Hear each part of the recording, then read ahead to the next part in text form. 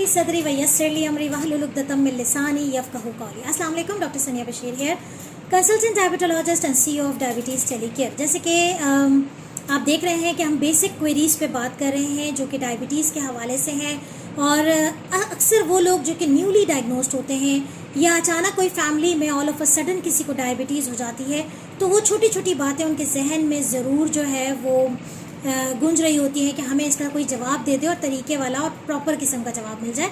तो इसी मद में एक सवाल मुझसे पूछा जाता है कि जैसे कि आपने पिछली वीडियो में देखा था कि कौन कौन है जिसे शुगर हो सकती है, यानी कि हाई रिस्क पे कौन कौन है। सवाल ये है कि जो लोग हाई रिस्क पे मौजूद हैं, ठीक है, उनको कितना फ्रिक्वेंटली शुगर टेस्टिंग करनी चाहिए ताकि कहीं ऐसा ना हो कि वो लैंड अप कर जाएं डायबिटीज़ में और प्रिवेंशन वाले फेज से गुजर जाएं।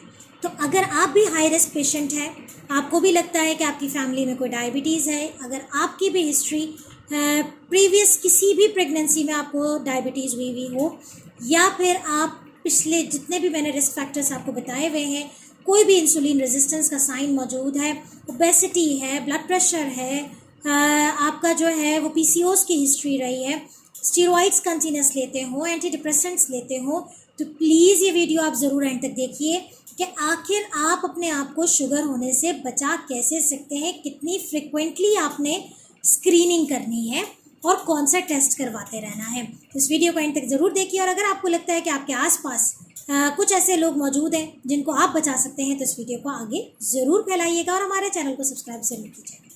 जी हाँ, तो स्क्रीनिंग के लिए कौन सा टेस्ट बेहतरीन है और कितनी फ्रिक्वेंटली करवाना है, इस मौजू पे मैं बात कर रही हूँ। तो सबसे पहले देखिए कि स्क्रीनिंग के लिए जो बेहतरीन इंडिकेटर होता है वो HbA1c का टेस्ट होता है, जो कि आपके पिछले 3 महीने की एवरेज शुगर को बताता है। ठीक है, अक्सर मुझसे लोग कहते हैं कि जी हाँ, मेरे मदर को या मेरे फादर को या मेरे ग्रैंड पेरेंट को डायबिटीज़ है, तो मैं अक्सर अपनी शुगर चेक कर लेता हूँ। अच्छा, वो ना टाइम देखते हैं ना कोई और चीज़ देखते हैं कि उन्होंने कितने टाइम पहले खाना खाया था, या जो है वो कौन से वक्त कर रहे हैं, और एक ही रीडिंग पे रिलाई कर लेते हैं कि हमें तो शुगर नहीं है, और वो एक ही दफ़ा चेक हो रही होती है। जैसे कि मैंने अपनी पिछली वीडियो में बताया है कि बल्कि मैं भी एक वीडियो और भी अपलोड करूँगी जिसमें आपको डिटेल्स बताऊँगी कि कौन से डायग्नोस्टिक टेस्ट होते हैं और कैसे डायग्नोसिस होती है। आज बात कर रही हूँ कि स्क्रीनिंग कैसे होती है। तो आपने HbA1c जो कि खून का टेस्ट है, जिसमें किसी फास्टिंग की ज़रूरत नहीं होती है, आप सिंपली जाके HbA1c का टेस्ट करवा लिया करें अगर आप हाई रिस्क कैंडिडेट हैं। लेकिन कितना फ्रिक्वेंसी, लाइक अभी जैसे आपको पता चला और आपने इससे पहले कभी भी नहीं करवाया, तो just go for your test. अगर आप किसी भी हाई रिस्क कैटेगरी में आ रहे हैं तो अपना टेस्ट करवा लीजिए।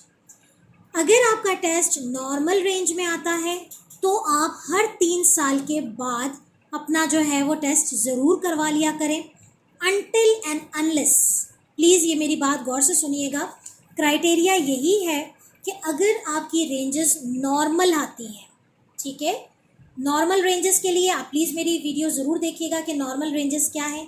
अगर आपकी HbA1c 5.7 से नीचे आ रही है, जिसे हम नॉर्मल रेंज कहते हैं, तो आपने हर 3 साल के बाद अपनी स्क्रीनिंग करवानी है, अनटिल एंड अनलेस कि आप अपनी बॉडी में कोई साइंस ऐसे देखें जो कि लाइक फॉर एग्जांपल आपने आज टेस्ट करवाया, आपको लगा था कि आप हाई रिस्क कैंडिडेट हैं और आपकी HbA1c भी बिल्कुल नॉर्मल है, लेकिन अभी 3 साल से कम अरसे के दौरान आपको लगता है कि आपने अपना मोटापा, आपका वज़न बहुत ज़्यादा बढ़ गया है, या फिर इंसुलिन रेजिस्टेंस के कोई और साइंस नज़र आना शुरू हो गए हैं, लाइक आपका ब्लड प्रेशर बहुत बढ़ा हुआ रहने लगा है, या फिर आप फीमेल हैं और कंसीव कर लिया है और प्रेगनेंसी के दौरान जेस्टेशनल डायबिटीज़ हो गई है, तो डेफिनेटली सारे टेस्ट हो जाते हैं। तो ऐसी सूरत हाल में फिर हम ईयरली बेसिस पे स्क्रीनिंग लाजमी करवाते हैं। ठीक है, अगर बिल्कुल नॉर्मल चल रही है, आपने अपने आप को कंट्रोल रखा हुआ है, तो 3 साल नॉर्मल रेंज के साथ एवरी 3 ईयर्स। लेकिन अगर आपने अभी आपने करवाया टेस्ट और आप प्री डायबिटीज़ रेंज में आते हैं, प्री डायबिटीज़ की रेंज क्या है, 5.7 से 6.4। अगर आपका 6.5 से नीचे है, यानी कि 6.4 है, 5.7 से 6.4 की रेंज में है, तो आप प्री डायबिटीज़ की रेंज में हैं। आइडियल क्राइटेरिया यही है कि अगर आप प्री डायबिटीज़ की रेंज में हैं तो आपने हर साल अपना स्क्रीनिंग करवाते रहना है। लेकिन एक्सेप्शन अगेन यहाँ पर है कि आप वो तमाम रिस्क फैक्टर्स जो आपके अंदर थे और आपने अपना HbA1c करवाया है, उसमें जो मॉडिफाइबल फैक्टर होते हैं, देखिए कुछ रिस्क होते हैं जो नॉन मॉडिफाइबल है। आप अपनी फैमिली हिस्ट्री नहीं बदल सकते, आप अपनी उम्र को नहीं चेंज कर सकते, ठीक है। आपके लिए जो फैमिली हिस्ट्री हो गई, या अगर आप स्टीरॉयड किसी ऐसी वजह से ले रहे थे या ले रहे हैं कि जिसके बगैर आपका गुजारा नहीं, उसको आप चेंज नहीं कर सकते। लेकिन अगर आप अपना मोटापे की वजह से करवा रहे हैं तो मोटापा कंट्रोल किया जा सकता है, ठीक है। डिप्रेसेंट्स, एंटी डिप्रेसेंट्स ले रहे हैं तो उसको भी कम किया जा सकता है। ब्लड प्रेशर को कंट्रोल किया जा सकता है। तो वो तमाम चीज़ें अगर कंट्रोल में हैं तो आप 1 साल के बाद करवाएंगे। लेकिन आपको लगता है कि नहीं, ये रिस्क फैक्टर्स तो बढ़ते ही जा रहे हैं, या बहुत क्लोज रेंज में आई है आपकी रेंज 6.3, 6.4, बिल्कुल बॉर्डर लाइन पे आई है कि 6.5 पे वो जाना ही चाहती है लेकिन बिल्कुल बॉर्डर लाइन पे। तो ऐसी सूरत हाल में एवरी 3 to 6 months आप अपने डॉक्टर के साथ कनेक्ट हो जाइए।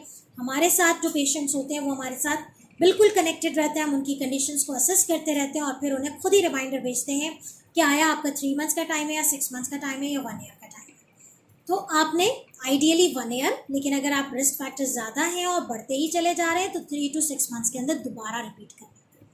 इसी तरीके से अगर आपकी जेस्टेशनल डायबिटीज़ की हिस्ट्री है, जैसे कि मैं हमेशा कहती हूँ कि gestational diabetes is one of the very very common risk factors जो कि आगे जाके डायबिटीज़ में कन्वर्ट होती है। तो ऐसी सूरत हाल में तमाम फीमेल्स जो कि प्रेगनेंसी के दौरान उनको शुगर हुई थी, तो उनको चाहिए कि हर 3 साल के बाद अपना HbA1c ज़रूर करवाइए। मेरे पास अभी भी बहुत पेशेंट्स आते हैं जो कि इसी कश्मकश का होता है और इनकी हिस्ट्री में यही शामिल होता है कि कुछ सालों पहले जेस्टेशनल डायबिटीज़ मुझे हुई थी।